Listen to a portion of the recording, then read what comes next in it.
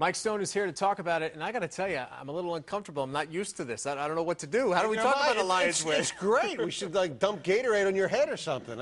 I watch these games, so I get so frustrated because I'm like, it's not that hard. Why can't you do that more often? Well, let's be. St. Louis Rams are not that good, although they won 2 in a row coming in. But hey, forget about the Rams. The Lions played great today in every facet of the game. Offensively, they were sharp. Defensively, big turnovers and special teams. Besides what Logan did, Jason Hansen had a good game. Everything was working. Coaching was. It was like a euphoric afternoon at Ford Field. I'm in the stands going crazy. It was so much fun. It's the way it's supposed to be in the National Football League, isn't it? It is. It's nice to get some wins. Now, what's interesting is that I know when Stafford comes back, he gets the job, and there's certainly no quarterback controversy, but fans have to feel pretty good about the number 2 option now, because if Matt comes back and the shoulder's acting up, at least they know that Hill can put up some numbers and contribute. I'm glad you said there's no quarterback controversy, because people are starting to murmur a little bit, you know.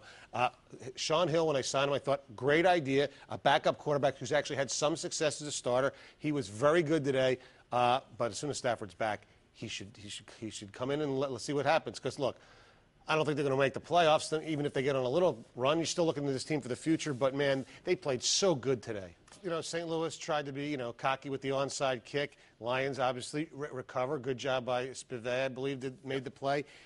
Then all of a sudden, okay, they get held to a field goal. So here we go again. But man, oh man, Best ran the ball.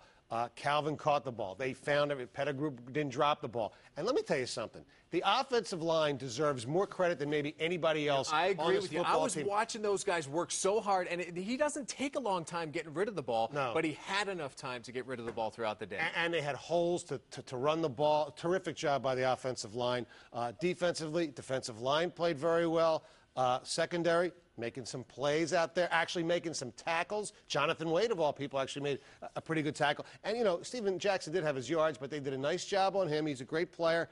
And special teams. I mean, Logan, we've been waiting for that for a long time. That was spectacular, and the place just was euphoric. I want to talk about 2 defensive linemen, both brought in this year, one a free agent, one a rookie. The play by Corey Williams in the first quarter when he stripped the ball, you're looking at a totally different situation. St. Louis would have scored a touchdown. I thought that was a big play. And Sue's play where he deflects the ball and then has the wherewithal to catch it. That's why you draft guys like that. He was great. Those acquisitions, obviously Sue kind of a no-brainer, but Corey Williams, a great pickup for the Lions. That was a great job by Mayhew. And now, where do they go from here? New York to play the Giants, who are playing very well. They go into Houston and thrash them. Still, I think the Lions have a chance to win. I wouldn't count on them winning on the road, but it's nice to get that first one.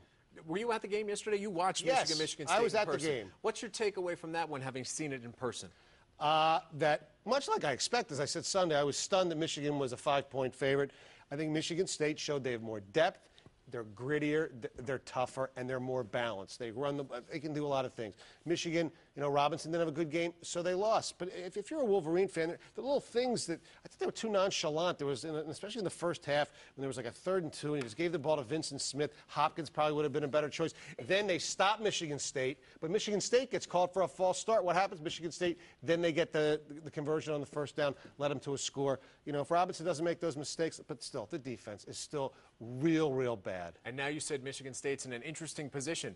Yeah, they are. They could, run the table, win the Big Ten championship. They don't play Ohio State, but they're going to need some teams to help them, including Michigan, including this week when Michigan takes on Iowa. I think Spartan fans forget that you hate the Wolverines, which I understand. You got to root for them, beat Iowa, and then if it comes down to the end of the year, you got to hope the Wolverines beat the Buckeyes, for crying out loud. Who walks away with Stonehead of the Week honors? It's ABC and ESPN. And a lot of people don't realize it's not Channel 7. Hey, don't send the emails to me. Right, okay?